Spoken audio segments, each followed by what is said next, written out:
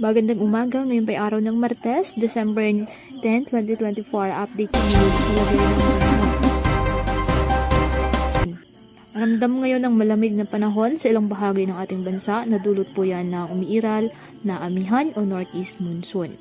Apektado na nasabing amihan ang northern Luzon at nalalabing bahagi ng central Luzon. Dahil apektado naman ng Intertropical Convergence Zone or ITCZ ang western section ng Mindanao at Palawan.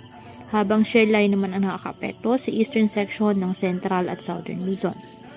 Wala po tayong bagyo o mga low pressure area na minomonitor ngayon sa loob po ng ating PAR na maaaring makaapekto sa ating bansa maging sa labas.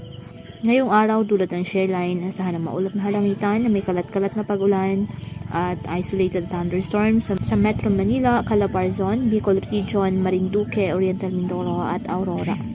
Apektado naman po ng ITCZ ang Palawan, Tawi-Tawi, Zamboanga Peninsula, Basilan, Sulu. At ang Cagayan Valley, Apayao, Kalinga, Mountain Province at Ifugao.